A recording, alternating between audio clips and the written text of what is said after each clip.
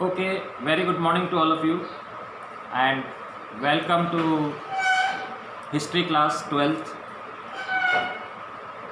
And in the last or yesterday we have seen or we have studied about the identifying centers of production. Good morning to all of you. Good morning, Yashasvi. So we are with the new topic, that is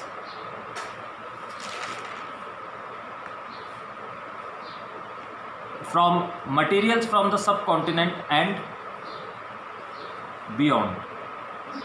Materials from the subcontinent and beyond means सब continent का meaning होता है, वो आपने geography पढ़ी है, 10th तक geography पढ़ी है। सब कॉन्टिनेंट किसको कहते हैं? व्हाट इज सब कॉन्टिनेंट?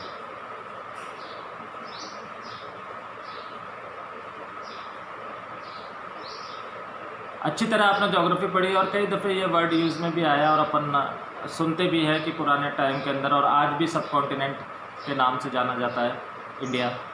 तो ऐसा क्यों है? सब कॉन्टिनेंट क्यों बोलते हैं इंडिया को? उसके पीछे क्या रीज़न है? अब देखिए, ये अपन ऐसा नहीं कह सकते कि सर क्वेश्चन पेपर के अंदर ये सब कॉन्टिनेंट के ऊपर क्वेश्चन आ गया, ये तो हमारे कोर्स में ही नहीं था। अगर उसने पूछ लिया what is subcontinent, then what will you answer? आपके पास आंसर क्या होगा?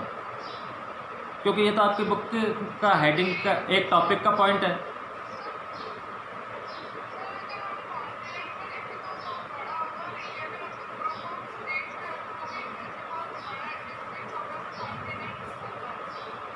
हाँ, तो ये देखिए सब कॉन्टिनेंट क्या होता है, क्योंकि देखिए कोई भी ऐसा वर्ड है जो इम्पोर्टेंट वर्ड है, उसके ऊपर कोई सा भी क्वेश्चन बन करके आ सकता है। इसको अपन चैलेंज नहीं कर सकते कि सर ये तो हमने 9th क्लास में पढ़ा था या 10th क्लास में पढ़ा था, but the word is written in your book. Nobody के आप उसको कह ही नहीं सकते कि कोर्स से बाहर।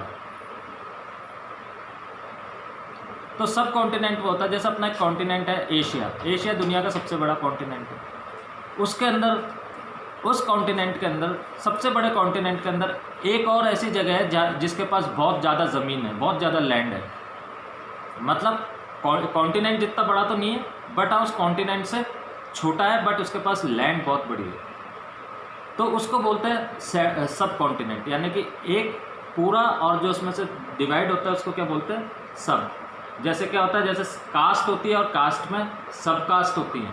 कास्ट तो सारी होगी और उसमें से भी एक सब कास्ट निकली। ऐसे कॉन्टिनेंट तो सारे हो गए, उसमें से भी एक बहुत बड़ा लैंड जो कॉन्टिनेंट का, दैट इज़ कॉल्ड सब कॉन्टिनेंट।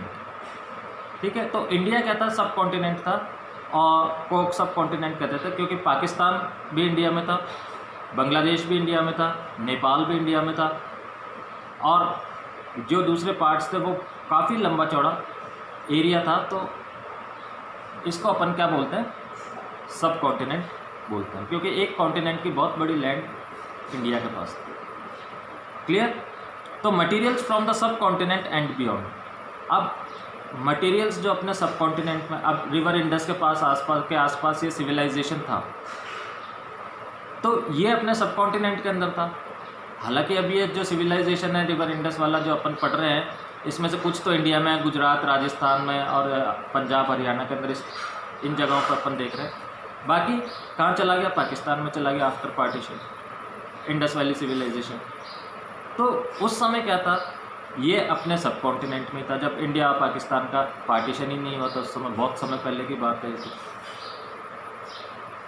तो क्या, कौन से मटेरियल जो कि सब कॉन्टिनेंट में होते थे और कौन से मटेरियल ऐसे थे जो कि बियॉन्ड, यानी कि भाई अपने को बाहर से मंगवाने पड़ते थे कोई चीज़ बनाने के लिए, या कोई चीज़ ज़रूरत की चीज़ होती थी उसको पूरा करने के लिए। तो let's see the Harappan procured materials for craft production in various veg.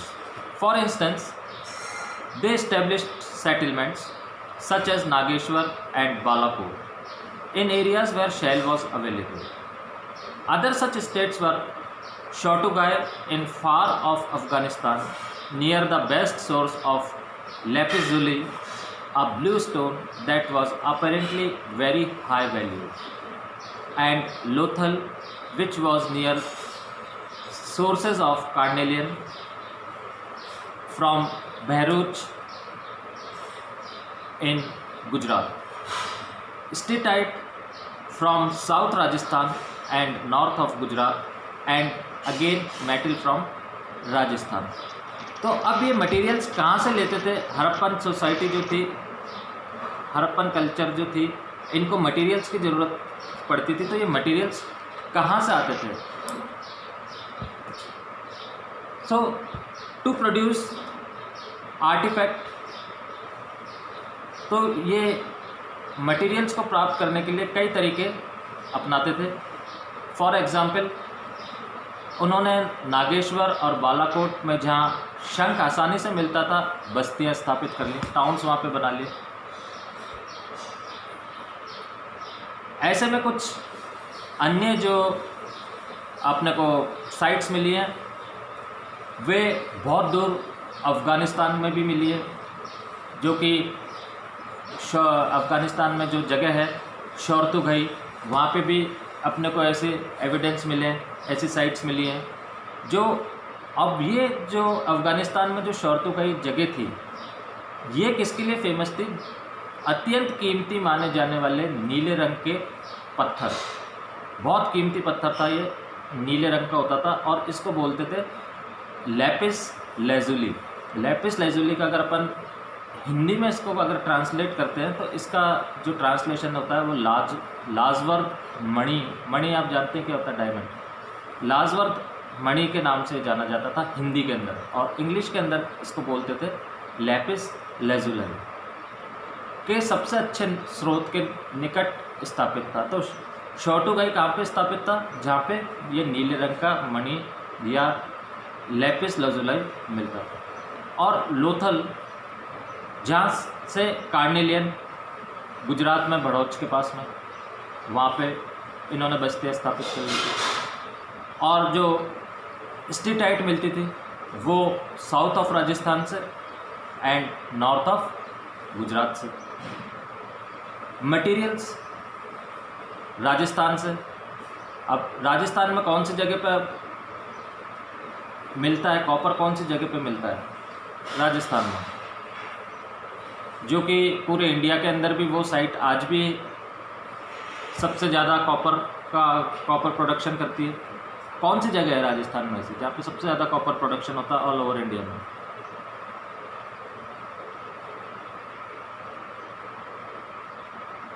Rajasthan में खेतड़ी जो जगह है, वहाँ पे कॉपर का प्रोडक्शन होता है, और वहीं पे इन्होंने साइट्स बना दी थी. वहीं पे अपने निवास स्थान बना लेते या कस्बे बना लेते, जहाँ से इनको ये मटेरियल ईज़िली, ये मेटल के ओर्स जो है ईज़िली अवेलेबल हो जाता था. क्लियर हो गया first paragraph? Any question from the first paragraph? Clear? Clear to all of you? Okay, then we move ahead. Another strategy, next paragraph. Another strategy for procuring raw material may have been send expeditions to areas such as the Khetri region of Rajasthan, जैसा अभी मैंने बताया, for copper, and South India for gold.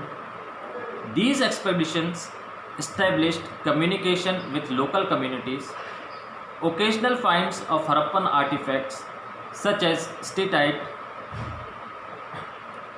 microbeads in these areas are indicators of such contact. There is evidence in the Khetri area for what archaeologists call the Ganeshwar, that is a Jodhpur culture. With its distinctive non-Harappan pottery and an unusual wealth of copper objects, it is possible that the inhabitants of this region supplied copper to the Harappans. तो अब अपन देखते हैं raw materials. Raw materials जो होते हैं, raw materials क्या होता है? कच्चा माल होता है. आपने पढ़ा है इकोनॉमिक्स के अंदर रॉ मटेरियल्स के बारे में. जब अपन कोई भी फिनिश्ड गुड्स तैयार करते हैं तो सबसे पहले अपने को रॉ मटेरियल्स की ज़रूरत होती है. कच्चे माल की ज़रूरत होती है, फिर उसको तैयार किया जाता है और लास्ट के अंदर वो फिनिश्ड गुड हो जाता है। फिर उसके जो भी उसकी प्राइस होती है वो मार्केट में आ जाती है। तो रॉ मटेरियल मीन्स कच्चा माल। तो कच्चा माल प्राप्त करने की एक और अन्य पॉलिसी थी, एक और स्ट्रेटेजी थी। वो क्या थी? राजस्थान का जो खेतड़ी एरिया है किसके लिए जाना जाता है? तांबे के लिए। कॉपर मीन्स तांबा। और जो साउथ इंडिया है इसके लिए जाना जाता है? कर्नाटक के अंदर गोल्ड माइंस है, गोल्ड के लिए, सोने के लिए। जैसे क्षेत्रों में